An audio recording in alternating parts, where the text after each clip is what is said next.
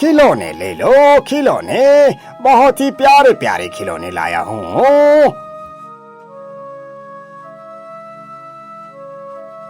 खिलौने ले लो खिलौने, बहुत ही प्यारे प्यारे खिलौने लाया हूँ। पिताजी पिताजी, मुझे एक खिलौना दिला दो ना पिताजी। वह देखो कितने सुंदर खिलौने हैं।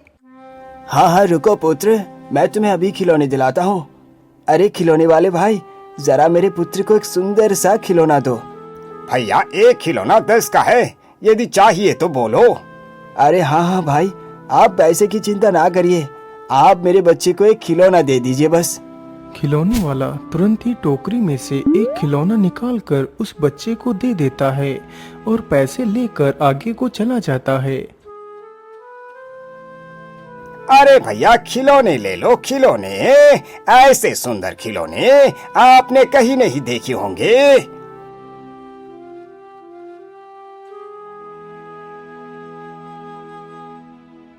खिलौने वाले भैया, मुझे एक खिलौना चाहिए, आपके खिलौने बहुत सुंदर हैं। हाँ हाँ खिलौना तो सुंदर है, लेकिन एक खिलौना 10 रुपए का है। क्या तुम्हारे पास 10 रुपए है? पापा पैसे? लेकिन भैया मेरे पास एक पैसा भी नहीं। क्या आप मुझे एक खिलौना नहीं दे सकते? क्या बिन पैसे के खिलौने चाहिए? अरे चल भाग यहाँ से, जेब में एक फूटी कौड़ी नहीं और चला है खिलौने खरीदने। चल निकल यहाँ से। उस व्यक्ति की यह बात सुनकर सुंदर वहां से चला जाता है। सुंदर बहुत ही गरीब था। वह शिवपुरी नामक एक छोटे से गांव में अपनी माता के साथ रहता था। बचपन में ही उसके पिता की मृत्यु हो गई थी।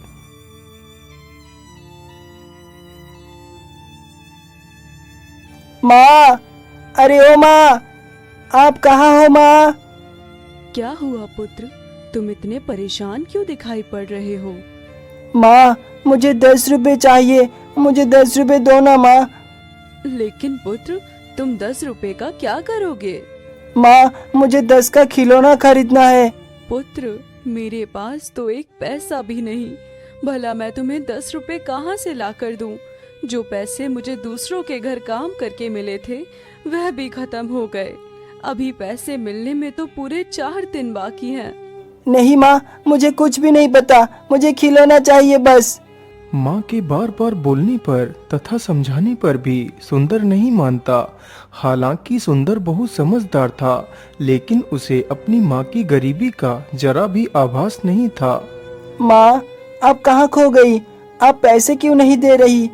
अच्छा ठीक है पुत्र, तुम दुखी ना हो। मेरे साथ सेठ जी के घर चलो। यदि उन्होंने मुझे पैसे दे दिए तो जरूर मैं तुम्हें खिलौना दिलाऊंगी। इतना बोलकर सुलेखा अपने पुत्र को लेकर सेठ के घर जाती है, जहाँ पर वह बर्तन धोने का कार्य करती थी।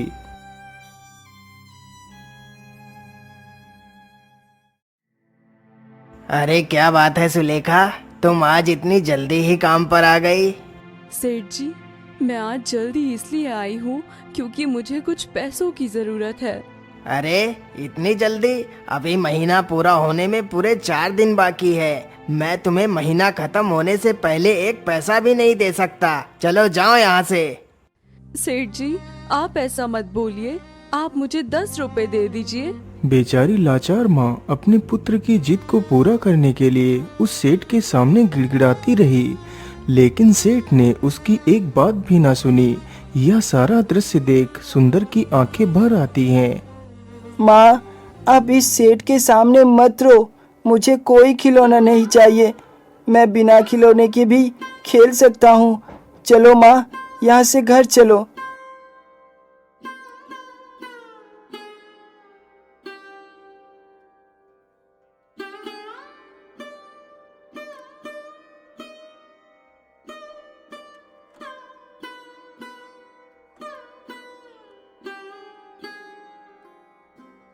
क्या हुआ माँ, आप इतना उदास होकर क्यों बैठी हो? कुछ नहीं बेटा, बस अपनी फूटी किस्मत को कोस रही हूँ कि आखिर ईश्वर ने सारा दुख मेरी ही झोली में डाल दिया। बेटा, अपनी इस बेबस माँ को माफ कर दे जो तेरे लिए एक खिलौना भी ना खरीद सकी। माँ अब ऐसा कुछ भी मत सोचिए, मुझे आपके सिवा और कुछ भी नहीं चाहिए। वैसे माँ, मेरे मन में एक सवाल चल रहा है। सवाल? लेकिन कैसा सवाल? सुंदर, तुम्हारे मन में क्या चल रहा है? पुत्र, बताओ मुझे। माँ, हम लोग इतना गरीब क्यों हैं? बाकी सभी लोग तो कितने अमीर हैं, आखिर हम ही क्यों इतना गरीब हैं? बेटा, मैं तुम्हें क्या बताऊं? शायद ईश्वर को यही मंजूर है कि हम गरीब हैं, इसलिए भगवान ने हमें गरीब घर में ही पैदा किया। वैसे माँ, ये भगवान रहते कहाँ हैं? मैं जाकर उनसे ही पूछ लेता हूँ कि आखिर हमें गरीब क्यों बनाया। सुंदर के मुख से यह बात सुनकर उसकी माँ ने उसकी जिज्ञासा शांत करने के लिए बोल दिया। बेटा, भगवान जंगल में रहते हैं, लेकिन वह तुम्हें कभी भी नहीं मिलेंगे। माँ की यह बात सुनकर बच्चे के मन में कई सारे सवाल चलने लगे।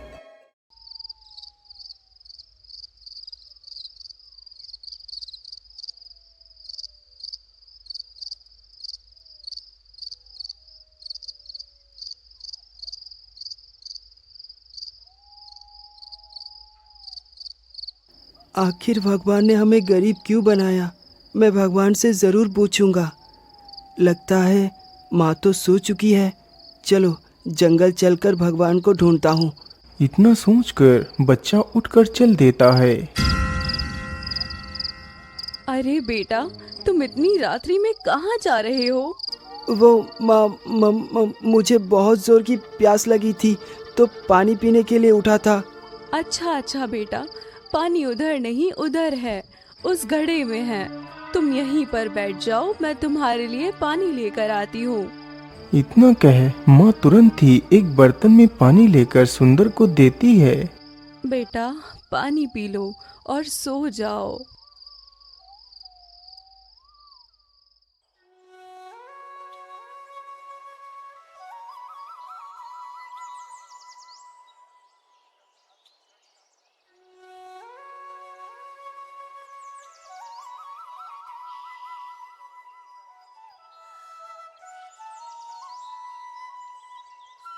बेटा सुंदर, अब उठ भी जाओ, और कितना सोओगे?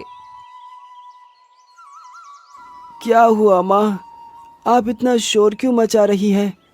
बेटा, मैं सेठ के यहाँ काम करने के लिए जा रही हूँ। तुम घर पर ही रहना, घर से कहीं भी बाहर मत जाना, ठीक है? ठीक है माँ, मैं घर पर ही रहूँगा। अपने पुत्र की यह बात सुनकर सुलेखा वहाँ से चली जाती है।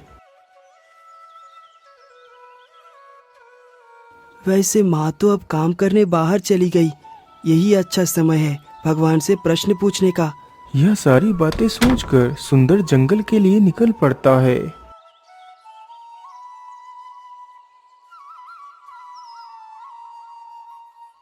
वह चलते चलते जल्दी ही जंगल के बीच पहुंच जाता है। वह इधर उधर हर तरफ भगवान को ढूंढ रहा था, लेकिन जंगल में उसे कोई भी दिखाई नहीं देता। मुझे जंगल में घूमते घूमते कितना समय हो गया है, लेकिन भगवान तो कहीं भी दिखाई भी नहीं दे रहे। लेकिन माँ ने तो बताया था कि भगवान जंगल में रहते हैं।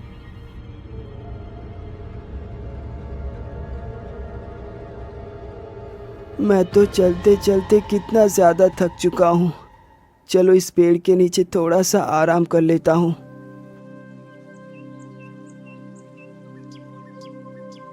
भगवान, आप कहाँ हो? मुझे आपसे मिलना है। मेरी माता ने बोला था कि आप जंगल में रहते हैं, लेकिन आप तो कहीं भी दिखाई नहीं दे रहे।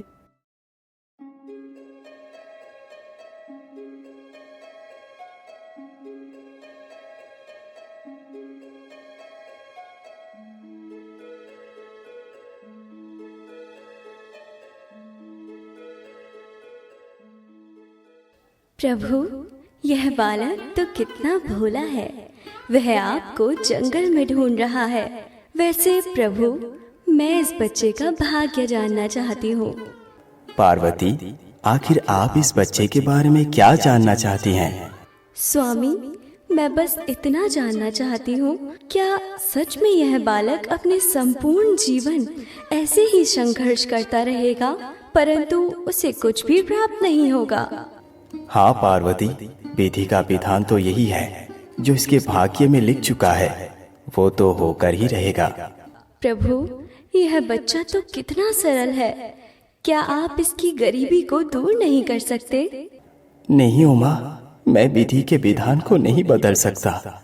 प्रभु, आप तो देवों के भी देव हैं, आपके लिए कुछ भी असंभव नहीं।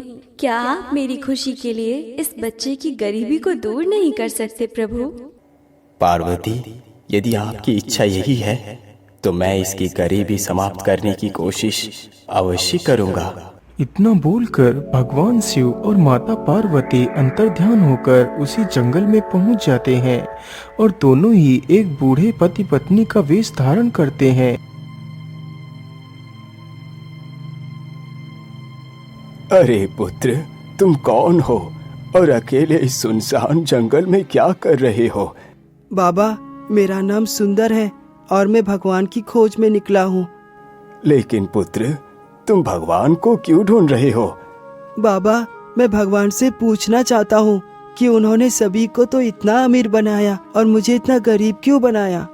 पुत्र, अमीरी गरीबी तो विधि का विधान है, इसे कोई नहीं टाल सकता। जीव के भाग्य में जो कुछ भी लिखा होता है वो तो होकर ही रहता है। परंतु बाबा, मैंने ऐसा कौन सा अपराध कर दिया जो मेरा भाग्य इतना खराब है? मेरी माता दूसरे के घर में बर्तन धोने का काम करती है, जिसे उसकी मेहनत का पैसा भी जरूरत पड़ने पर नहीं मिलता। सुंदर की यह बात सुनकर भगवान को उसके ऊपर दया आ जाती है। अच्छा अच्छा पुत्र, तुम शांत हो जाओ। मैं तुम्हें एक सोने का हार देता हूँ, तुम उसे बेचकर बहुत पैसा कमा सकते हो। लेकिन बाबा, आप हो कौन जो मुझे ये सोने का हार दे रहे हो? पुत्र, हम दोनों यही पास के गांव में रहते हैं। ये समझ लो भगवान ने ही हम दोनों को तुम्हारे पास भेजा है। तुम इस हार को अपने घर लेकर जाओ। ये सुनकर सुंदर बहुत ही खुश हो जाता है और उस हार को ले लेता है। अच्छा बाबा, अब मैं जल्दी से अपने माता के पास जाता हूँ। माँ इस हार को देखकर बहुत खुश होंगी। इतना बोल सुंदर वहां से निकल पड़ता है।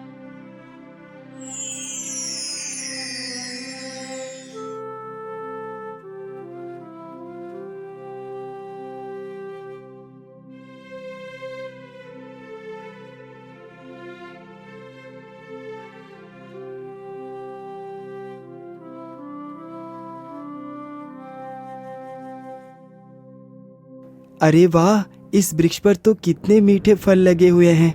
मैं ऐसा करता हूँ, जल्दी से कुछ फल तोड़कर ले चलता हूँ। इतना सोच सुंदर उस हार को वहीं शिला के ऊपर रखकर पेड़ पर चढ़ने के लिए आगे बढ़ता है। तभी एक चील उड़कर आती है। अरे बाज, ये तूने क्या कर दिया? तू मेरा हार लेकर कहाँ जा रहा है? मेरे हार को वापस कर दे। सुंदर काफी देर तक उस चील का पीछा करता है, लेकिन चील काफी दूर निकलकर गायब हो जाती है। हे भगवान, ये क्या हो गया? आपने जो हार दिया वो हार तो बाज उठा कर ले गया। अब मैं क्या करूं? अब तो लगभग शाम होने वाली है। इस समय जंगल चलना उचित नहीं। मैं कल सुबह फिर से जंगल जाऊंगा। अभी के लिए घर वापस ही चलता हूँ। इतना सोचकर सुंदर अपने घर को लौट जाता है। मैं तुझे पूरे गांव में ढूंढ ढूंढ कर परेशान हो रही थी और तू इधर उधर घूम रहा है। आखिर तू जंगल क्या करने गया था? माँ, मैं जंगल में भगवान से मिलने के लिए गया था, ताकि मैं उनसे ये पूछ सकूं कि आखिर हम इतने गरीब क्यों हैं। अच्छा, तो भगवान तुम्हें मिल गए?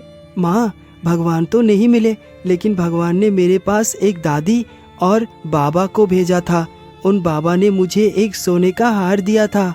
फिर सुंदर सारी कहानी अपनी माँ को सुनाता है, लेकिन उसकी माँ को उसकी किसी भी बात का कोई भरोसा नहीं होता। अच्छा, तुम्हारे लिए भगवान ने हार भेजा था? अच्छा, जरा मुझे भी तो दिखाओ, आखिर वह हार कैसा है? माँ, वो हार तो अभी मेरे पास नहीं है। अच्छा अच्छा, कोई बात नहीं बेटा, चलो अब खाना खा लो और सो जाओ।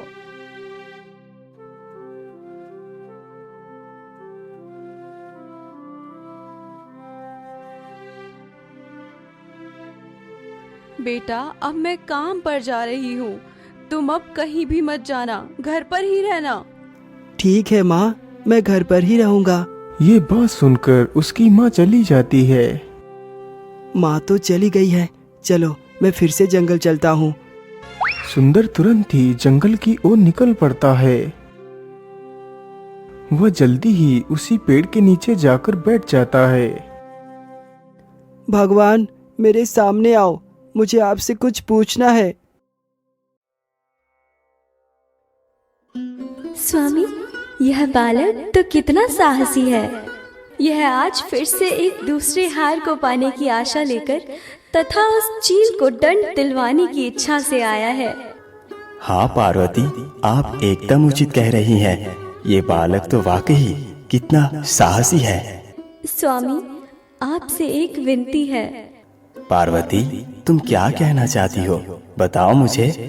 प्रभु, आप चाहे उस चील को दंड दें या मत दें, लेकिन इस बालक को आपको जरूर कुछ न कुछ कीमती वस्तु देना ही पड़ेगा। हाँ हाँ ठीक है पार्वती, आप जैसा कहोगी वैसा ही होगा। इतना कहकर वह दोनों वहां से गायब होकर उसी जंगल में प्रकट होते हैं और फिर से अपना वेश पहले जैसा ही धारण कर लेते हैं। अरे पुत्र, तुम आज फिर से यहाँ इस जंगल में बैठे हुए हो, आखिर अब तुम्हें क्या हुआ? बाबा, आप तो सब कुछ जानते हैं, फिर भी मुझसे पूछ रहे हैं, तो बता ही देता हूँ। आपने जो मुझे सोने का हार दिया था, वो हार एक बाज लेकर उड़ गया, मुझे कुछ भी नहीं मिला। अच्छा, कोई बात नहीं पुत्र, तुम परेशान ना हो। मैं तुम्हें एक विशेष हीरे की अंगूठी देता हूँ। इसकी कीमत उस हार से कई अधिक है। सुंदर तुरंत ही उस अंगूठी को ले लेता है। अच्छा बाबा, अब मैं चलता हूँ, मुझे आज जल्दी ही घर पहुँचना है। इतना बोलकर सुंदर वहां से चल पड़ता है।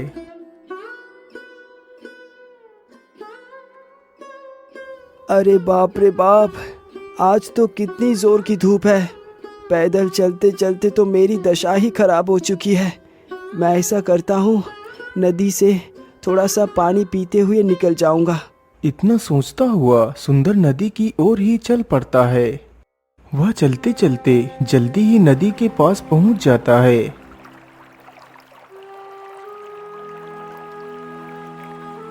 अरे वाह, इस नदी का पानी तो कितना मीठा लग रहा है। पानी देख तो मेरा प्यास और भी ज्यादा बढ़ गई है। अरे नहीं, इस बार मैं इस अंगूठी को जमीन पर नहीं रखूंगा, मैं इसे अपनी जेब में ही रख लेता हूँ, फिर पानी पीता हूँ। सुंदर उस अंगूठी को अपनी जेब में रख लेता है। हाँ, अब ठीक है, चलो मैं जल्दी से पानी पी लेता हूँ। ये बात बोलकर सुंदर जैसे ही पानी पीने के लिए झुकता है, तभी उसकी जेब में पड़ी वह अंगूठी पानी में गिर जाती है। अरे ये क्या, मेरी अंगूठी तो नदी में गिर गई। सुंदर के मुख से जैसे ही यह बात निकलती है, तभी एक बड़ी सी मछली उस अंगूठी को निगल जाती है। हे भगवान, ये क्या हो गया, मेरी अंगूठी को मछली निगल गई, अब मैं क्या करूं?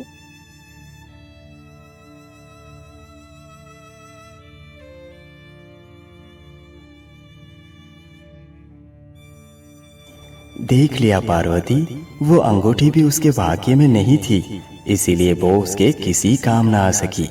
किंतु स्वामी, यह सब कुछ देखकर मेरे हृदय को तनिक भी संतुष्टि नहीं मिली, क्योंकि बेचारे सुंदर की अवस्था तो वही की वही है। हाँ उमा, लेकिन हम इससे ज्यादा इसके लिए कर भी क्या सकते हैं? अंगूठी तो चली गई, अब मेरा जंगल में ज्यादा देर तक रुकना ठीक नहीं होगा। कहीं मेरी माँ को पता चला कि मैं जंगल आया था तो वो मुझे बहुत डांटेंगी। सुंदर इतना सोचकर जल्दी ही वहां से चला जाता है। अगली सुबह फिर से उसकी माँ काम पर चली जाती है, तो सुंदर घर में अकेला ही रहता है। आज मैं फिर से जंगल जाऊंगा और सारी बात उन बाबा को सुनाऊंगा, वो मेरी मदद अवश्य करेंगे। ये सारी बातें सोचकर सुंदर जंगल की ओर निकल पड़ता है।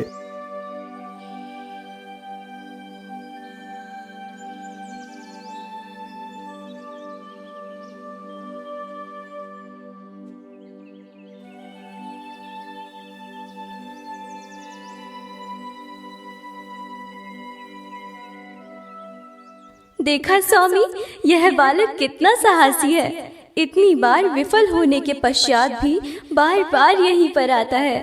हाँ पार्वती, वाकई ये बालक तो कितना साहसी है। मैं इसके साहस को देखकर अत्यंत प्रसन्न हुआ। चलो पार्वती, हम इसके पास चलते हैं।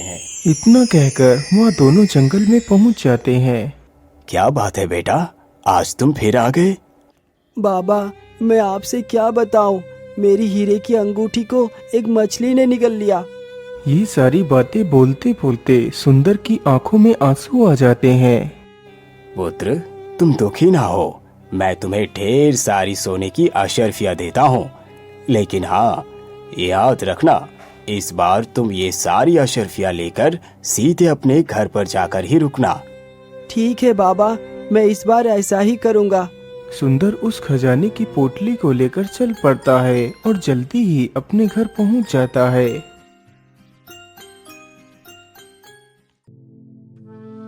माँ, ओ माँ, आप कहाँ हो? देखो मैं कुछ लेकर आया हूँ। सुंदर कई बार आवाज लगाता है, लेकिन उसकी माँ वहाँ पर नहीं थी। लगता है मेरी माँ भी काम पर से वापस लौटकर नहीं आई। मैं ऐसा करता हूँ, अपनी माँ को बुलाकर ले आता हूँ। अब तो मैं भी अमीर बन चुका हूँ, इसलिए मेरी माँ को किसी के घर काम करने की कोई आवश्यकता नहीं। मैं ऐसा करता हूँ, इस पोटली को मटके में रख देता हूँ और माँ को बुलाकर ले आता हूँ। ये सारी बातें सोचकर सुंदर उस पोटली को मटकी में रख देता है और वहाँ से अपनी माँ को बुलाने के लिए चला जाता है। तभी एक चोर उस घर में घुस जाता है।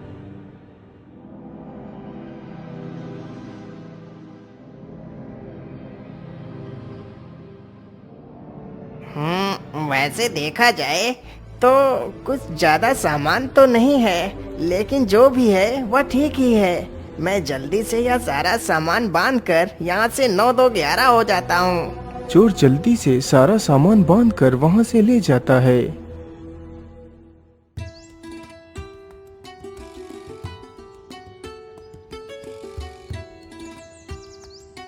अरे बेटा, तू यहाँ पर क्या कर रहा है? तुझे तो घर पर ही होना चाहिए था। माँ, मैं आपको ही बुलाने के लिए आ रहा था। अच्छा हुआ कि आप मुझे यहीं पर मिल गए। जल्दी से चलो माँ, मैं आज ढेर सारा धन लेकर आया हूँ। मैंने उस धन को घर में मटके के अंदर रख दिया है। अब आपको किसी के घर काम करने की कोई आवश्यकता नहीं पड़ेगी। अच्छा, ऐसी बात है? चल जरा मैं भी देखती हूँ तेरा खजाना आखिर है कहाँ। वह दोनों जल्दी ही अपने घर पहुंचते हैं तो देखते हैं घर का दरवाजा खुला पड़ा हुआ था। अंदर जाकर देखते हैं तो सारा सामान गायब था और वह खजाने की मटकी भी चोर उठाकर ले गया था। यह सब देखकर सुलेखा को सुंदर पर बहुत गुस्सा आया। अरे बेवकूफ, कहाँ है तेरा खजाना? अरे खजाना तो छोड़, घर में 2-4 बर्तन भी थे, वह भी कोई चुरा कर ले गया। मैंने तुझे कितनी बार मना किया कि घर से बाहर मत जा।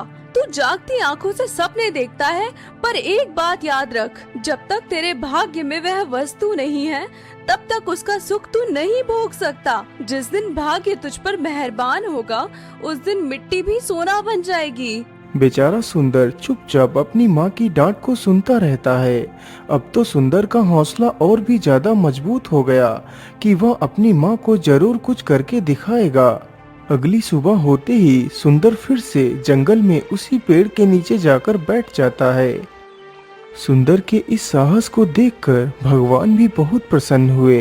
प्रभु, यह बालक तो हार मानने के लिए राजी ही नहीं। आखिर इतना अटूट विश्वास रखने वाला व्यक्ति अभागा कैसे हो सकता है?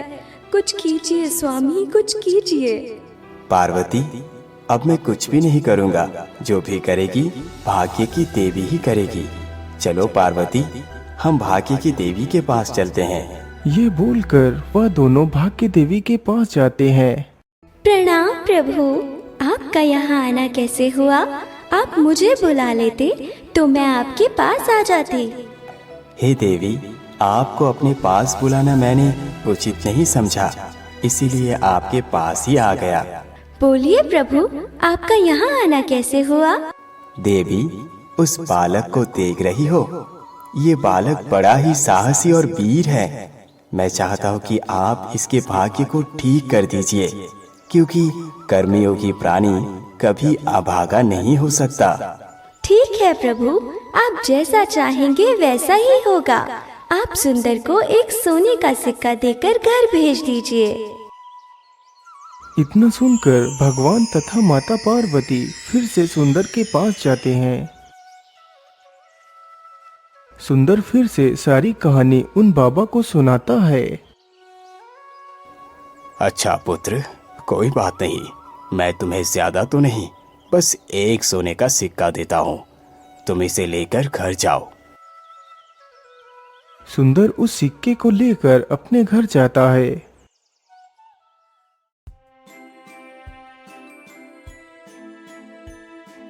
अरे बेटा, यह सोने का सिक्का तुझे कहाँ से मिला? फिर सुंदर सारी कहानी अपनी माता को सुनाता है।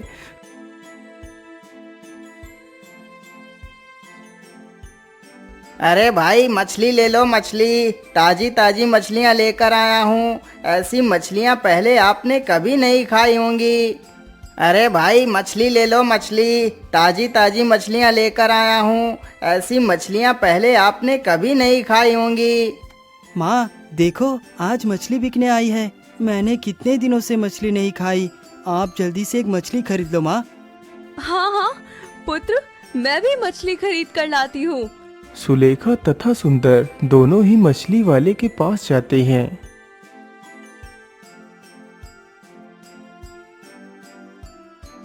अरे भैया, जरा हमें भी एक मछली दे दीजिए। हाँ हाँ बहन जी, ये लीजिए, मेरे पास सारी ताजी ही मछलियाँ हैं।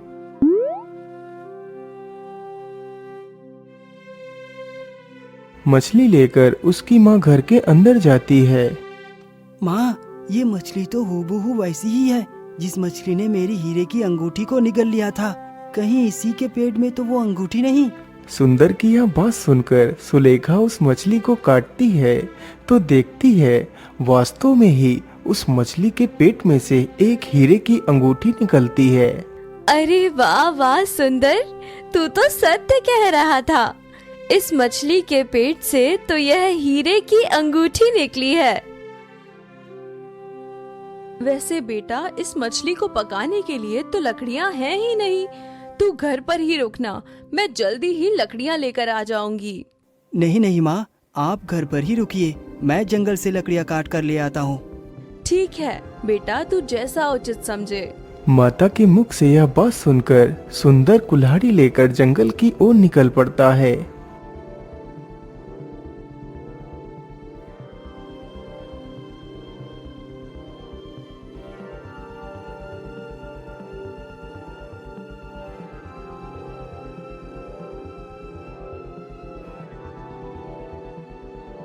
अरे, इस पेड़ के ऊपर तो कितनी बड़ी सूखी डाली लगी हुई है। चलो मैं जल्दी से इसे ही काट कर ले चलता हूँ।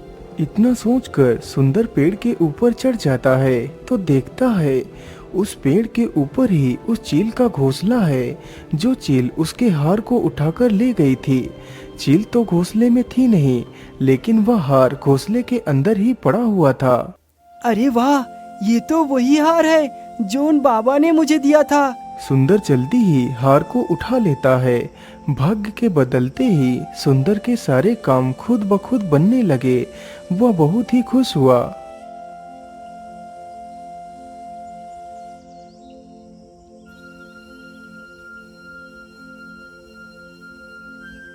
बेटा, मुझे माफ कर दे। मैं तेरी सारी बातों को हमेशा झूठ ही मानती रही। नहीं माँ, आप ऐसी बात मत कीजिए। आप मुझसे माफी क्यों मांग रही हैं? प्रत्येक पुत्र पर तो उसके माता पिता का ही अधिकार होता है कि वो अपने पुत्र को समय पड़ने पर डांट भी सकते हैं।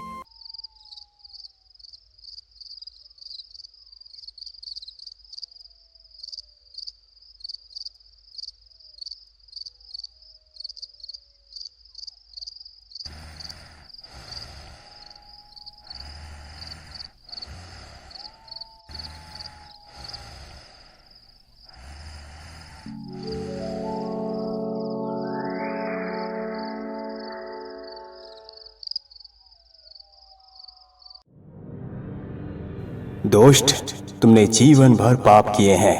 यदि अपनी भलाई चाहते हो तो चोरी का काम छोड़कर मेहनत पर विश्वास करो। तुमने जो धन सुलेखा के घर से चुराया है उसे वापस वहीं पर रख कर आओ, नहीं तो तुम्हारा विनाश हो जाएगा। भगवान मुझे माफ कर दो, मैं ऐसा ही करूंगा। आप जो भी बोलेंगे मैं वही करूंगा।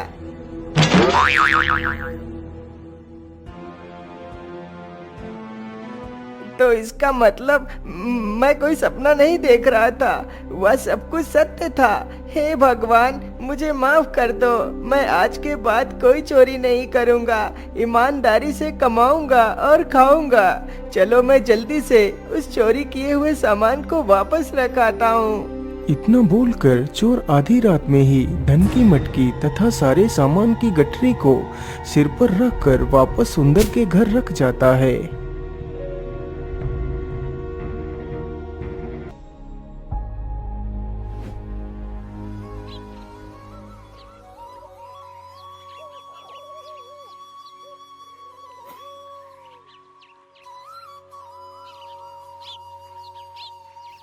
अरे माँ, जल्दी से उठो और देखो इस गठरी के भीतर क्या है।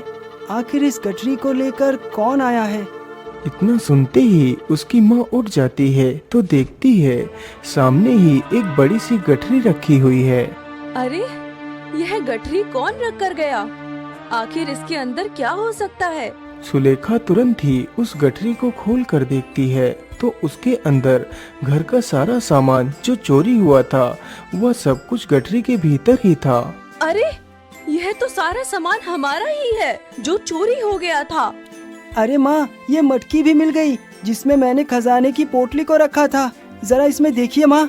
सुलेखा ने जैसे ही मटकी में हाथ डालकर देखा तो वास्तव में ही उसमें एक खजाने की पोटली निकलती है जिसमें ढेर सारा खजाना था।